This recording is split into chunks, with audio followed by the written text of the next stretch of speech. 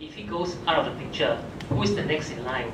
Who do people look through as the next leader? Because like it or not, he's seen as the glue that holds the Pakatan together.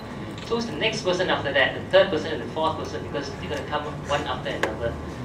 How does Pakatan position or plan their next leader, the hierarchy, the next tier? Thank you. That's a tough one. It was good to do. No, I'm not an elected representative. It's okay. You got to answer that. Mr. Sod. Yeah, Mr. Sod. So, my first immediate response is stop being so pessimistic. We're going to fight this all the way. We're not going to allow him to go to jail. We will not allow it.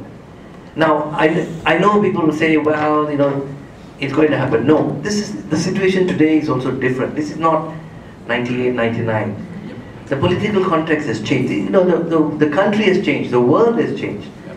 I don't think Malaysian society will stand for what happened like before. All right. So we will fight to discredit whatever the shameful things they're saying in court. We can already feel on the ground people are angry, you know, with what's going on, and people have started talking about when is the next election. I'm just waiting for the next election because I think it's time to put a final stop to this kind of nonsense. You know, in a way, this trial may well be the biggest mistake that Barisan Nasional may make as their final fatal mistake.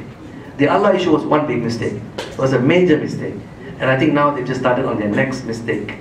So I'm not that pessimistic, you know, that we start preparing for the next leader to take over. No, we don't forget that the opposition coalition you see today in the form of Pakatan Rakyat started as 4 parties in '99, called the Barisan Alternative, and it formed, it emerged, it coalesced, it ran. Okay, it had problems, and we did fall apart, you know, later. But Anwar was in jail, and all that happened. We survived. We fought years, you know, and maintained the momentum. In 2004, 2008. So, even in the worst case scenario, I think one mustn't think that because Anwar Ibrahim goes to jail, everything falls apart. No, I don't think so.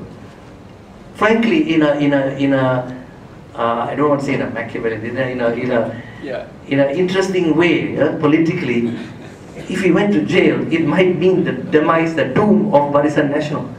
It might mean the faster exit of Barisan Nasional. Ironically, it might well. He had sacrificed earlier 6 years of his freedom in a way that partly contributed or largely contributed to the change in the country. If he has to go back to jail again for the final change, he's prepared to. Let us not see it as doomsday. It is not. Sometimes that is what these are the events, you know, that catalyze, yeah, that catalyze political change. He's prepared to. He knows this is political. He knows the worst case scenario is jail. The best case scenario is he will keep his freedom. But he's prepared. I think we should think of it as how do we make sure that change comes. And we should not see that his going to jail is a doomsday scenario. I don't think so. Hardly. Do you have a second line leader anyway? Yep. Of course. Who ran Pakatan, or in the earlier form, when he was in jail? Who chaired meetings? Who was the leader? Who was accepted by everybody? Aziza. And she proved more than capable of doing it. So I don't think there is a vacuum as such. She was more than capable of performing the role, and if called upon, she will play that role. So, but my point is that I think it may not happen. But if it happens, it's certainly not a doomsday scenario, because she has played that role before, and she was able to create that consensus of '99, which, you know, it was not easy to do in those circumstances, and she pulled it off, whilst Anwar Ibrahim was in jail. And I think she's quite capable of holding it together. Especially now, we are on a stronger foundation than before. In '99, we built it very quickly, you know, in a way that was part of the reason why perhaps it was more fragile. Today, I think Pakatan is far more solid in a structure. The policy document has given us substance. You know, it's not just a structure with a leadership, It is much more than that.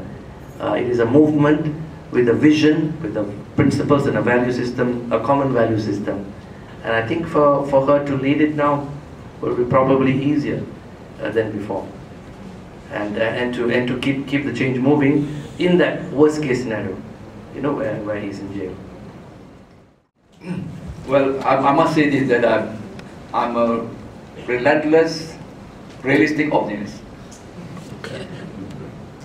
And we in Pakatan just share, you know, what we are experiencing.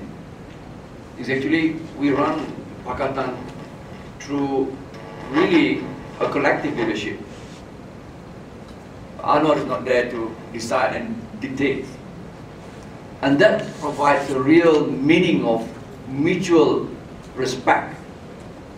And that is the thing that, you know, that differentiates us from Barisan Nasional. In Barisan Nasional, you have that, whatever you call him, the big boy, the bully boy who always, you know, dictates others. Not in Pakatan. Anwar, yes, he's an iconic figure.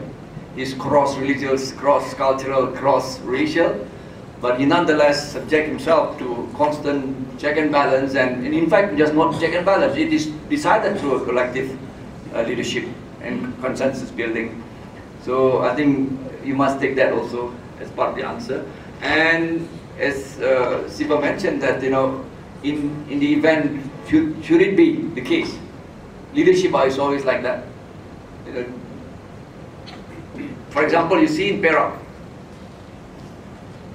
they say you only see stars in the dark night. The stars shines even, you know, brighter in that crisis situation. So yes, we have pools of leaders. Yes, we have got second echelon leaderships. But as said by Siva earlier, we have a kind of an agreement that because the highest ranking party that assume the greatest number of seats in parliament get to assume that is alone is very consoling and assuring enough that we have a system and we have at least some form of a shared value there. So I think I just would like to say that as an add-on.